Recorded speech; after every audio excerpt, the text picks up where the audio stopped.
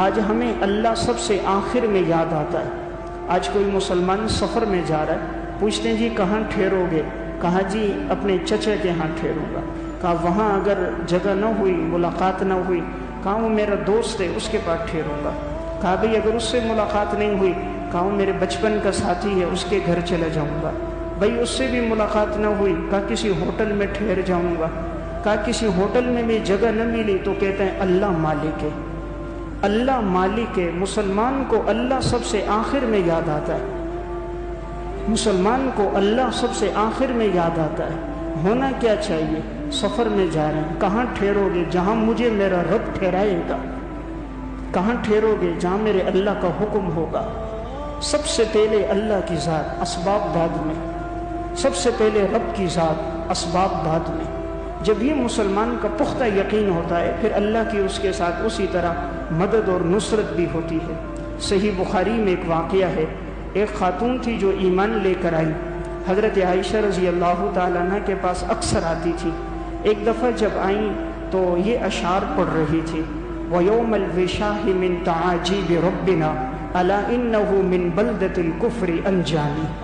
وہ ہار والے دن کا واقعہ تو میرا بڑا تعجب خیز واقعہ ہے، جس دن اللہ نے مجھے کفر کے شہر سے نجات عطا فرمائی۔ وہ ہار والے دن کا واقعہ بڑا تعجب والا ہے، اللہ نے مجھے کفر کے شہر سے نجات عطا فرمائی۔ حضرت عائشہ رضی اللہ تعالیٰ عنہ نے پوچھا تم اکثر یہ شعر پڑھتی ہو، یہ ہار والے دن کا واقعہ کیا ہے؟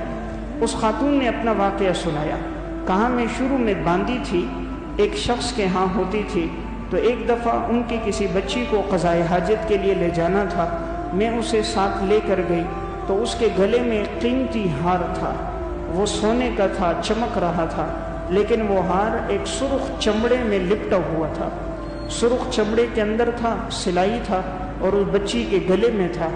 تو یہ خادمہ کہنے لگی میں اسے قضائے حاجت کے لیے لے کر گئی، راستے میں وہ ہار کہیں اس سے گر گیا۔ جب میں واپس آئی تو میرے مالک نے اور گھر والوں نے میرے اوپر الزام لگایا کہ تو نے وہ ہار چوری کیا ہے اور تو نے ہی کسی کو فروخت کیا ہے تو وہ ہار دے۔ انہوں نے اس پہ بڑی سختی کی، بہت تنبیہ کی، ڈانٹا، اس کو غصہ کیا۔ اس نے کہا میں نے ہار نہیں دیکھا، مجھے نہیں پتا۔ تو انہوں نے کہا اس کی تلاشی لو۔ کہا وہ لوگ مجھے کمرے میں لے کر چلے گئے اور انہوں میرا لباس اتار کر وہ تلاشی لینے لگے، عورتوں کو بھیجا کہ اس کی تلاشی لو۔ تو عورتیں میری تلاشی لے رہی تھی ایک جگہ پر، ان کو اب تک نہیں ملا۔ اسی دوران اچانک جب تلاشی لے رہی تھی، ایک پرندہ اوپر سے گزرا چیل کی مانند، اور اس نے یوں نیچے پھینکا، تو جیسے وہ نیچے گرا تو ان کی نظر پڑی، کہا ہمارا ہار تو یہ ہے۔ تو انہوں نے جو کھولا تو وہی سرخ چمڑے کے اندر وہ سونے کے ٹکڑا موجود تھا۔ تو انہوں نے اس کو چھوڑ دیا اور آزاد کر دیا کہ واقعی تو سچ بول رہی تھی۔ تو یہ خاتون اپنا واقعہ سناتی ہے کہ یہ ہار والے دن کا قصہ تو میرے رب کا بڑا عجیب قصہ ہے۔ ان لوگوں نے میرے اوپر تہمت لگا دی، میرا لباس اتار دیا، کہنے لگے یہی چور ہے، میرے اوپر انہوں نے ظلم و ستم کیا۔ جس وقت اس کو برہنہ کر رہے تھے، عورتیں تلاشی لے رہی تھی، اس دوران اس نے اللہ سے دعا کی کہ اے اللہ، زندگی بھر میری شرمگاہ کو کسی نے دیکھا نہیں، تو میری مدد فرما۔ اسی موقع پر چیل نے اس ہار کو پھینکا اور وہ ہار ان کو مل گیا۔ وہ پرندہ اس لیے لے کے اڑا تھا، وہ سمجھا کہیں یہ گوشت کا ٹکڑا ہے، چونکہ سرخ چمڑے میں لپٹا ہوا تھا تو پرندہ سمجھا تھا گوشت کا ٹکڑا تھا، وہ لے کر اڑ گیا تھا۔